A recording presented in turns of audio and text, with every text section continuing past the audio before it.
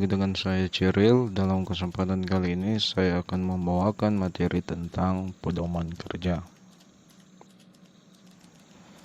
Pedoman kerja adalah suatu standar atau pedoman tertulis yang digunakan untuk mendorong pergerakan suatu kelompok untuk mencapai suatu tujuan organisasi. Pedoman kerja juga merupakan tata cara atau tahapan yang dibutuhkan dan yang harus dilalui untuk menyelesaikan suatu proses kerja tertentu. Oke, oleh karena itu, pedoman kerja bertujuan antara lain sebagai berikut. Yang pertama, memperjelas peran dan fungsi tiap-tiap posisi dalam organisasi. Yang kedua, memperjelas alur tugas, wewenang, dan tanggung jawab dari petugas atau pegawai yang terkait. Yang ketiga, melindungi organisasi atau unit kerja yang bertugas atau pegawai dari malpraktik atau kesalahan administrasi lainnya. Yang keempat, untuk menghindari kegagalan atau kesalahan, keraguan, duplikasi, dan inefisiensi. Yang kelima, untuk memperlancar tugas-tugas dari petugas atau pegawai atau tim atau unit kerja.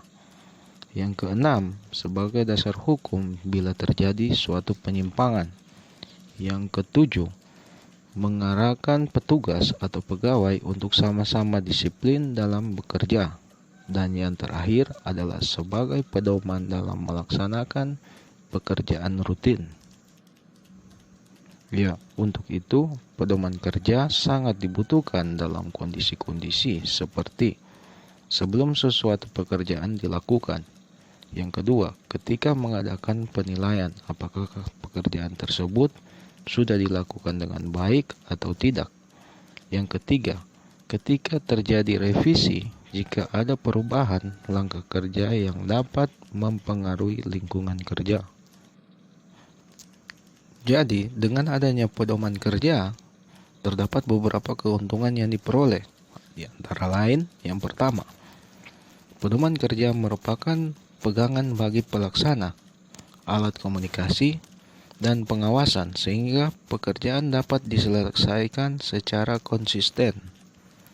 Yang kedua, para pegawai akan lebih memiliki kepercayaan diri dalam bekerja dan tahu apa yang harus dicapai dalam setiap pekerjaannya.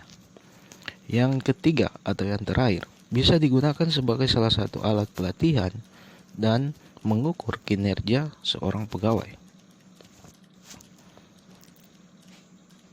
Selain untuk hal tersebut atau yang saya katakan tadi, pedoman kerja juga mempunyai kegunaan sebagai berikut. Yang pertama, pedoman kerja dan alat pendidikan, terutama bagi pegawai baru. Kemudian, alat untuk menyelesaikan perselisihan dalam hubungan kerja. Yang ketiga, alat untuk mengadakan pembagian kerja dan mengatur frekuensi kerja yang tepat. Yang keempat, alat untuk mengatur tata ruang kantor. Yang kelima, alat untuk menghindarkan adanya pekerjaan yang bertumpuk. Yang keenam, alat perencanaan kerja dan pengembangannya di kemudian hari. Yang ketujuh, alat untuk mengadakan klasifikasi, uraian, dan analisis jabatan. Yang kedelapan, alat untuk menghemat waktu bagi pimpinan untuk mengetahui seluruh proses kerja. Dan yang terakhir adalah alat untuk mempersiapkan mekanisme prosedur. Oke, sekian dulu materi dari saya. Sampai bertemu lagi dalam video-video materi saya selanjutnya.